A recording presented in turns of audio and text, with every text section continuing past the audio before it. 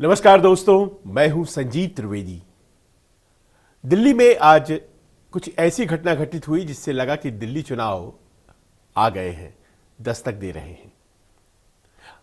कैलाश गहलोत की खबर आप तक पहुंची गई है। वो मंत्री थे कल तक। दिल्ली के मुख्यमंत्री आतिशी ने कल उनका इस्तीफा स्वीकार किया और उनके इस्तीफे के साथ वो कहानी जो अभी भी ऐसा लगता है कि घटित होते होते घटित हुई है, उस पर एक पूर्ण विराम लगा। सबको पता था कि अगर वहाँ वो इस्तीफा दे रहे हैं तो जाएंगे कहाँ। वो भारतीय जनता पार्टी में शामिल हो गए। भारतीय जनता पार्टी में शामिल होने के बाद उन्होंने अरविंद केजरीवाल पर वो प्रश्न फिर उठाए जो प्रश्न उन्होंने अपने इस्तीफे में लिखे थे। उन्हें याद आ गया कि जो शीश महल है वो बहुत गलत है, वैसा नहीं बनना चाहिए। अरविंद केजरीवाल ने वो घर बनवाया, बहुत महंगा अपने लिए, तो क्यों बनवाया। उन्हें अचानक कह लीजिए, लेकिन याद ये भी आ गया कि यमुना अभी तक साफ नहीं हुई है और जो वादे 5 साल पहले किए गए थे वो पूरे नहीं हो पाए। उसमें यमुना और उसके अलावा और भी कई वादे थे। उन्हें इस बात को लेकर के बड़ी नाराज़गी थी कि जब दिल्ली की सरकार हमेशा लगातार केंद्र की सरकार से लड़ती ही रहेगी तो फिर आखिर काम कब करेगी, दिल्ली का विकास कब करेगी। तो ये तमाम चीज़ें उन्हें मजबूर कर दी कि उन्होंने आम आदमी पार्टी, जिसके ज़रिए वो 2 बार विधायक बने नजफगढ़ से, उसको छोड़ दिया और फिर भारतीय जनता पार्टी में आ गए। एक सामान्य सी बात है, क्योंकि कहीं भी कोई भी व्यक्ति कभी भी किसी पार्टी को छोड़ के दूसरे पार्टी में जा सकता है। लेकिन अमूमन पार्टियां पहले बदली जाती थी अपने राजनीतिक प्रॉस्पेक्ट्स को बेहतर करने के लिए, संभावनाएं जो सियासी होती हैं अपनी उसको बेहतर करने के लिए। लेकिन गहलोत के जाने के बाद जो कई प्रश्न उठ रहे हैं उनसे जुड़े हुए, वो तो जुड़े हुए हैं ही। भारतीय जनता पार्टी के ऊपर भी एक सवाल है और एक सवाल आम आदमी पार्टी के ऊपर भी है। तो शुरुआत जहां पर वो गए हैं उस पार्टी से, भारतीय जनता पार्टी। भारतीय जनता पार्टी में जब वो शामिल हुए तो ये प्रश्न अनायास लोगों के दिमाग में आ रहा है कि भारतीय जनता पार्टी ने अगर उन्हें शामिल कराया है एक ऐसे व्यक्ति को जिसके ऊपर ईडी ने पूछताछ की है, सीबीआई का मामला था, तो वैसे व्यक्ति को अमूमन लोग थोड़ा दूर रखते हैं। और कहा यही गया था कि इस बार जब मुख्यमंत्री चुनने की बारी आई थी, अरविंद केजरीवाल अपनी जगह उम्मीदवार तय कर रहे थे, तो उस वक्त कैलाश गहलोत जो कि सीनियर थे, उनका नाम आगे था, लेकिन उनको इसीलिए नहीं चुना गया था क्योंकि उनके ऊपर जो दिल्ली ट्रांसपोर्ट कॉरपोरेशन डीटीसी का बस स्कैम है, बस घोटाला है, उसके आरोप थे। और जाहिर है कि एक मुख्यमंत्री पर किसी तरह का कोई आरोप नहीं होना चाहिए। ऐसे में जबकि अरविंद केजरीवाल को भ्रष्टाचार के आरोप के ही कारण पद छोड़ना पड़ रहा था, तो उन्होंने एक साफ सुथरी छवि वाली आतिशी को चुना। अभी तक उनके ऊपर कोई आरोप भ्रष्टाचार के नहीं है। ये बात कहते हैं लोग कि अशोक गहलोत को अखर गई। उन्हें बहुत बुरा लगा कि मैं सीनियर हूँ और मुझसे न केवल ये अपॉर्चुनिटी छीनी गई, बल्कि बाद में जब मंत्रिमंडल का गठन हुआ तो जितने विभाग पहले कैलाश गहलोत के पास हुआ करते थे वो भी कम कर दिए गए, घटा दिए गए। और यहाँ तक कि जो पहली दफ़ा एमएलए बनी थी आतिशी, उनके अधीन काम करना पड़ रहा था। तो अरविंद केजरीवाल ने उन्हें नहीं चुना था इसलिए कि उनके ऊपर मामले थे।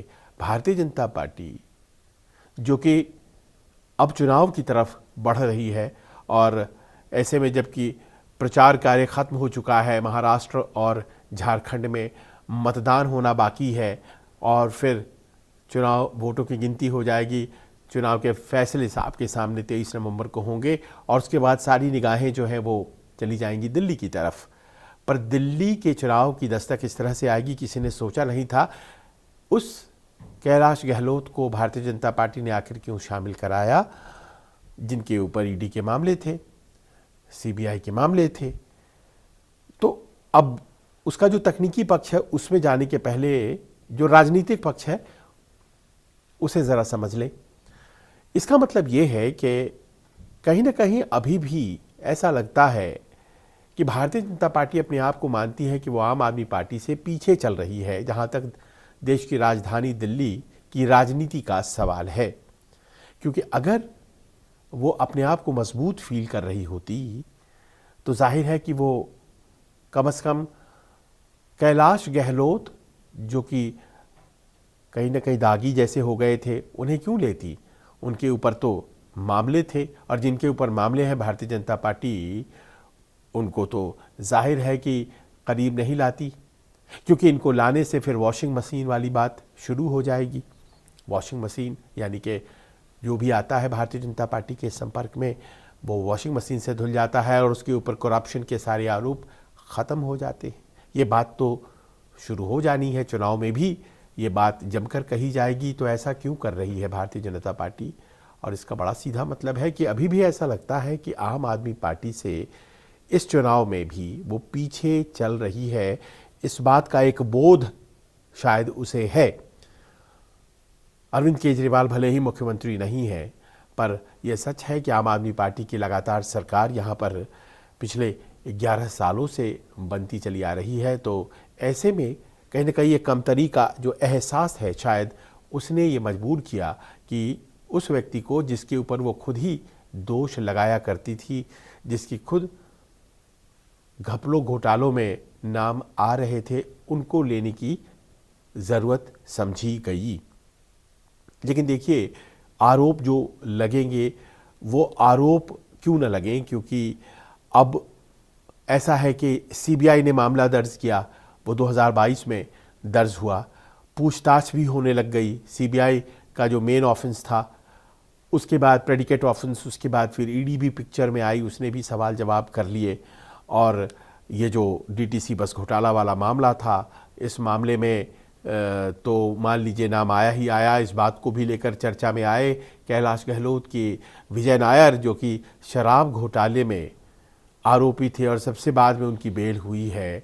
वो किसकी कोठी में रहते थे? कैलाश गहलोत की कोठी में रहते थे। कैलाश गहलोत अपने घर में नहीं रहते थे, लेकिन मंत्री वाला जो घर मिला था उन्होंने विजय नायर को दे रखा था। विजय नायर वो व्यक्ति जो कि कहा यह गया कि कॉन्फिडेंट था अरविंद केजरीवाल का शराब घोटाले में, और वही साउथ ग्रुप के टच में था। साउथ ग्रुप यानी के कविता, माफ़ करें, तेलंगाना, और उस वक्त के मुख्यमंत्री केसीआर की बेटी के कविता, जिन्हें जेल बितानी पड़ी इसी मामले में।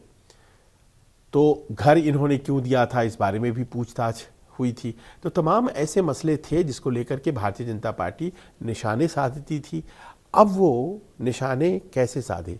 कहा यह भी जा रहा है कि सीबीआई ने अब मामले वो ड्रॉप कर दिए हैं जो कि बस वाले थे, यानी कि डीटीसी बस स्कैम, वो मामले ड्रॉप हो गए हैं। तो फिर वॉशिंग मशीन वाले आरोप भी लगने लाजमी है कि कैसे ऐसे हो जाता है कि जब तक वो भारतीय जनता पार्टी का विरोधी है तब तक ही उसके खिलाफ मामले होते हैं, और जैसे ही वो भारतीय जनता पार्टी के पास आता है तो मामले ख़त्म हो जाते हैं। ऐसे व्यक्ति को अगर लिया जा रहा है तो क्या अभी भी लग रहा है कि कमज़ोर ही सही अरविंद केजरीवाल अभी भी बीजेपी के लिए भारी पड़ सकते हैं? क्योंकि अरविंद केजरीवाल ने एक ऐसी स्थिति तैयार कर दी है जिसमें वो वन मैन आर्मी की तरह हैं। उनको छोड़ने वालों के फहरिस्त में अगर हम दिल्ली सरकार से ही देखें तो ये पहले व्यक्ति नहीं है। इसके पहले भी राजकुमार, माफ़ करें, हाँ, राजकुमार आनंद, पूरा नाम राजेंद्र पाल, इन लोगों ने तो छोड़ा ही। और इसके अलावा स्वाति मालीवाल इतनी कॉन्फिडेंट थी, वो छोड़ गई। लेकिन उसके पहले भी अगर आप जाएं, और शुरुआत से इस आंदोलन को जो बनाने वाले लोग थे, जो बाद में आम आदमी पार्टी बन गई, इंडिया अगेंस्ट करप्शन, तो छोड़ने वाले उस दौर में जो साथ थे योगेंद्र यादव, उसके अलावा आपको याद होगा प्रशांत भूषण, किरण बेदी, कुमार विश्वास, ऐसे ऐसे बड़े लोगों ने छोड़ दिए और ये लगातार अपनी पार्टी लेके चलते रहे। हर बार अपने आप को विक्टिम कार्ड की तरह पेश करके अरविंद केजरीवाल लोगों को ये समझाने में सफल हो जाते हैं कि सबके खिलाफ लड़ रहा हूँ जी, और इस तरह से वो सफल हो जाते हैं। तो बहुत ज़्यादा कैलाश गहलोत के छोड़ने का डेंट नहीं होगा। मुश्किल जीत हुई थी उनकी पिछले चुनाव में, और इस बार भी माना यह गया था कि लोकसभा चुनाव में एक टेस्ट होगा और देखा जाएगा कि आखिर उनकी कॉन्स्टिट्यूएंसी में जो कांग्रेस और आम आदमी पार्टी गठबंधन का उम्मीदवार है उसे कितना मिलता है। और पाया ये गया था कि महाबल मिश्रा को जो कॉन्स्टिट्यूएंसी नजफगढ़ है वहाँ से वोट नहीं मिले थे, हार गई थी आम आदमी पार्टी कैलाश गहलोत के कॉन्स्टिट्यूएंसी में। वैसे ही अलग बात है कि ग्रेटर कैलाश जो कि कॉन्स्टिट्यूएंसी है आतिशी की, वहाँ से भी आम आदमी पार्टी हार गई थी 12,000 वोटों से। आतिशी मुख्यमंत्री हैं और कैलाश गहलोत अब पार्टी से बाहर होकर भारतीय जनता पार्टी पहुंच गए हैं। तो बहुत ज़्यादा पॉलिटिकली रेलिवेंट नहीं रहने के बावजूद भारतीय जनता पार्टी ऐसे लोगों को ले रही है। जाहिर है कि उसकी कोशिश ये होगी कि कपिल मिश्रा की तरह ये भी आखिर में वो शीश महल वाली बातें और इस तरह की बात जो सरकार के भीतर बैठ कर के कुछ जानते होंगे वो बोलेंगे। तो भारतीय जनता पार्टी बहुत अगर मजबूत रहती, अपने बारे में बहुत कॉन्फिडेंट रहती, तो शायद वो कतई कैलाश गहलोत को नहीं लेती। पर ये तो हो गई भारतीय जनता पार्टी की बात। अब आ जाइए आम आदमी पार्टी पर। आम आदमी पार्टी आखिरकार किस दम पे आई थी सियासत में? सियासत में उसकी शुरुआत इसी बात पे हुई थी कि वो भ्रष्टाचार के खिलाफ है। वो भ्रष्टाचार के खिलाफ है और वो इसीलिए खिलाफ है क्योंकि उसे लगता है कि मौजूदा राजनीति बिना भ्रष्टाचार के नहीं चल सकती है।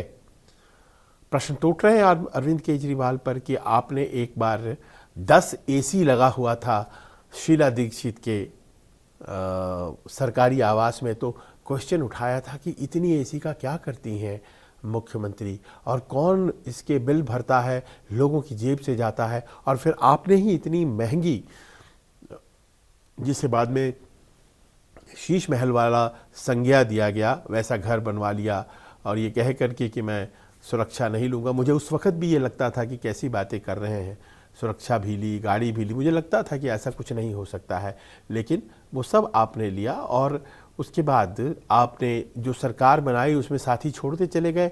वो आपकी अपनी प्राथमिकता हो सकती है, आपको दूसरों की ज़रूरत नहीं है।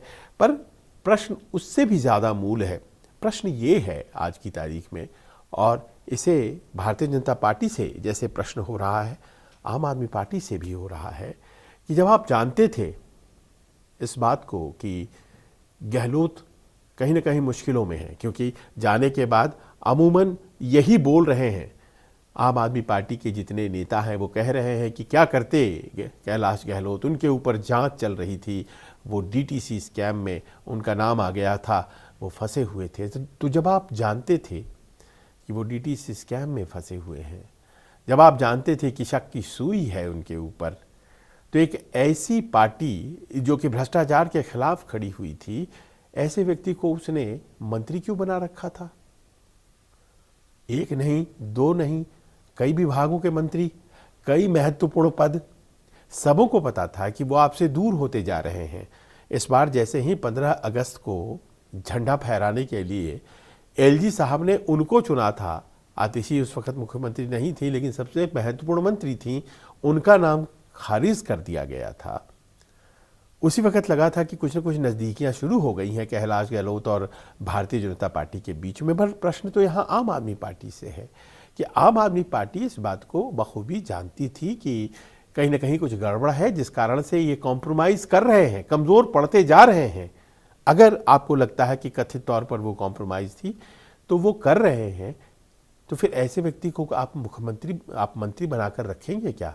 तब जबकि नैतिकता के सवाल पर आपने, मुझे याद है, कितने प्रश्न उठाए थे उस दौर में जब ये आंदोलन बन रहा था और इंडिया अगेंस्ट करप्शन जो अपने परवान को चढ़ रहा था, चाहे वो बात जंतर मंतर वाले आंदोलन की हो या फिर आंदोलन रामलीला मैदान में हुआ था।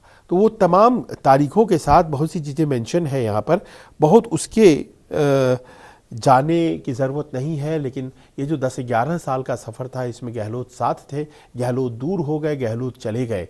प्रश्न ये है कि अगर गहलोत दूर हुए, उनकी मजबूरियां थीं, कि भारतीय जनता पार्टी के पास उनको जाना पड़ेगा, वॉशिंग मशीन में वो साफ हो जाएंगे। आपकी क्या मजबूरी थी? आम आदमी पार्टी को ये भी एक्सप्लेन करना पड़ेगा आने वाले दिनों में, क्योंकि चुनाव सामने हैं और ऐसा लगता है कि इस घटना विशेष से दिल्ली के चुनाव की आहट शुरू हो गई है। अरविंद केजरीवाल और बाकी के तमाम जो लोग हैं वो इस बात को लेकर के जाहिर है कहना शुरू कर चुके हैं कि हमारे लोगों को तोड़ कर ले जा रहे हैं और हमें हराना चाहते हैं। पर प्रश्न यहाँ पर ये है कि इस हार जीत के क्रम में दिल्ली के अंदर जिस तरह की स्थिति आज की तारीख में हो गई है, पोल्यूशन की जिस तरह की स्थिति हो गई है, जो बस मार्शल्स का बाहर जाना अंदर आना, जिस तरह के व्यवस्था की कल्पना की थी और बताया गया था, जिस तरह से मोहल्ला क्लिनिक्स के हालात हो गए, वो तमाम ऐसे प्रश्न हैं जिसमें कि कन्फ्रंटेशन जो है वो सबसे बड़ी दुश्मन बनकर दिल्ली के लोगों की है। कन्फ्रंटेशन जो कि हो रही है राज्य सरकार और केंद्र सरकार के बीच में। और ये जो सुविधा भोगी राजनीति सुनने में आती है कि एक व्यक्ति इधर से निकलकर उधर चला जाता है, तो ऐसे में यही लगता है कि ये जो प्रयोग नए लोगों को लाने का है राजनीति में, अरविंद केजरीवाल को या इस तरह के लोगों को लाने का प्रयोग है। बिहार में प्रशांत किशोर भी कोशिश कर रहे हैं। क्या जनता छली जाती है? प्रश्न ये भी है कि क्या उसे इस तरह के प्रयोग नहीं करने चाहिए, क्योंकि अल्टीमेटली आखिर में सारे के सारे प्रयोग उसी पारंपरिक राजनीति का हिस्सा हो जाते हैं जिसकी खिलाफत करने के लिए उनकी शुरुआत हुई थी। आपको क्या लगता है? अपने कमेंट्स के जरिए हमें ज़रूर बताइए। नमस्कार।